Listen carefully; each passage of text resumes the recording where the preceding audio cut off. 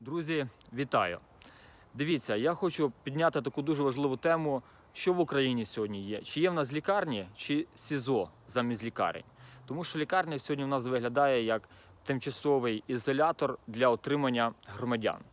Тобто ви там, по суті, без прав, вас ніхто там нічого не питає, хочуть беруть тести, не тести, лікують, вас не лікують, хочуть додому вас відпускають, хочуть не відпускають.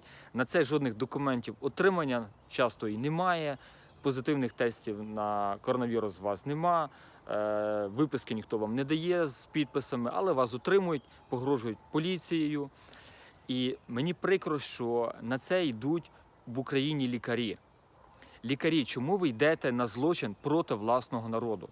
Повірте, за все вас питаємо, тому що прийде час і будете ходити по судах, будете ходити по прокуратурах, і дійсно будете сидіти в слідчих ізоляторах за ці злочини, які ви робите проти українського народу. Я зараз збираю ці всі факти, ці всі документи, тому що дивіться. Мені вчора позвонили з Волині і сказали, що дружина позвонила, каже, її чоловіка забрали в лікарню, в нього рак крові, і лікарі кажуть, в нього коронавірус. Документів, виписок ніяких там не надавали. Сільський голова розтрубів в селі, що все, коронавірус там. І люди, знаєте, хто на в селі, епіцентр коронавірусу, тих людей не пускають на роботу, в магазин не пускають, бери хоч вмирай, розумієте? В медіа пишуть, все, не йшли коронавірусного, і тримають ту людину з 24 квітня в лікарні. Виявляється, що в нього коронавірус, зі слів лікарів, в нього рак крові, в нього не підвищується температура, він не кашляє, не пчихає. Взагалі, аналізи, все окей. Питання. Так казали, що це така смертельна хвороба, особливо для тих, хто там має якісь супутні хвороби. І тримають цю людину в лікарні. Сьогодні 15-й день. 24-го його привезли в лікарню. В общем, за 5 днів йому мали зробити наступний тест. Не робили, зробили там, в четвер, здається, зробили. Тест, буквально вчора, плюс тест чомусь був там вологий, мокрий, він аж почав блювати, тобто він переживає, щоб там вже йому щось не запхали.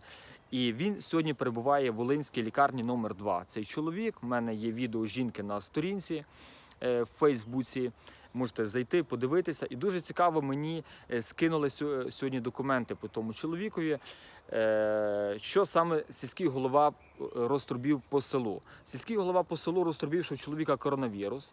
Влада взяла і медіа, і всі підняли, що в чоловіка коронавірус. Документ, я вам його, якщо треба, поставлю в коментарі, думаю, так і зроблю.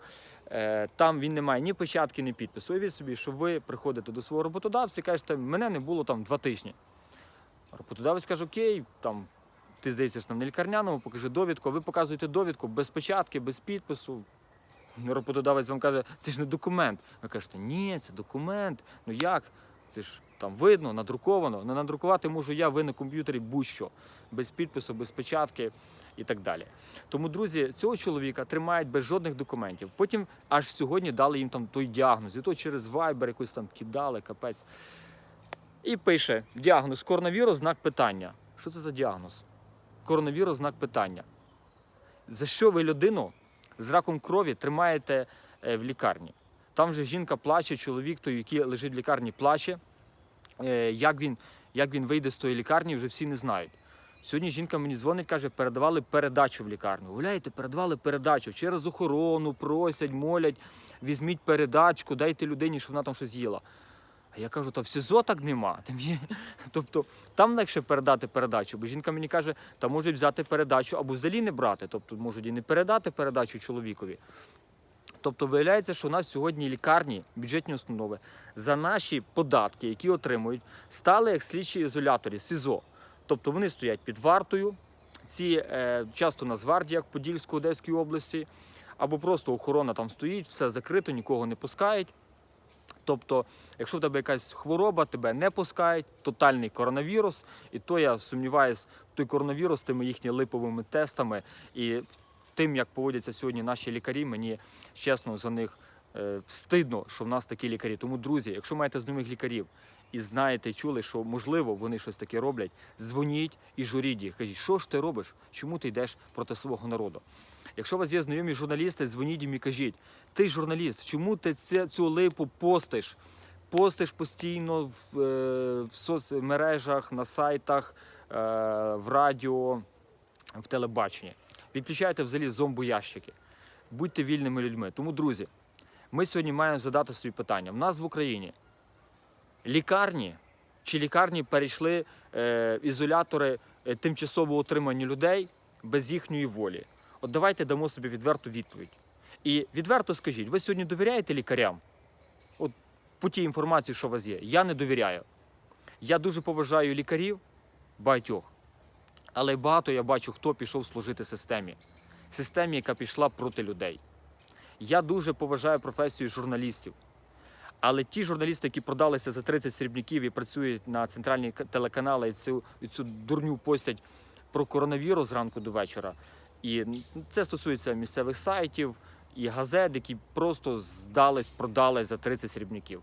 Я їм не довіряю. Я довіряю вільним журналістам, яким не диктують, куди піти, куди знімати, тобто таким фрілансерам чи просто людина, яка творчо працює журналістом. Я цим людям сьогодні довіряю.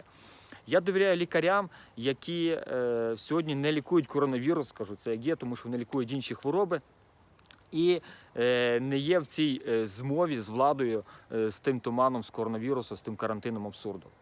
Я хочу, щоб наші лікарі включили, як виступають медики Італії, як виступають медики в Америці. Сьогодні я дивлюся, мені приємно, як медик, лікар, такий старший чоловік, потужний, виходить і каже: я лікар, зняйте ці маски, бо вони назбирують бруд і болото, і ці маски вас принижують як людей. Чому жоден лікар в Україні так не вийшов? Хай вийде і це скаже. Чому? Що в нас, нема порядних лікарів? Є. Не бійтеся. Христос сказав: не бійтеся. А я, друзі, вам скажу таку річ, що відкрийте очі на те, що сьогодні відбувається в лікарнях. Якщо не вірите моєму слову, підіть і просто подивіться, чи це сьогодні в нас лікарня, чи ізолятор тимчасового отримання.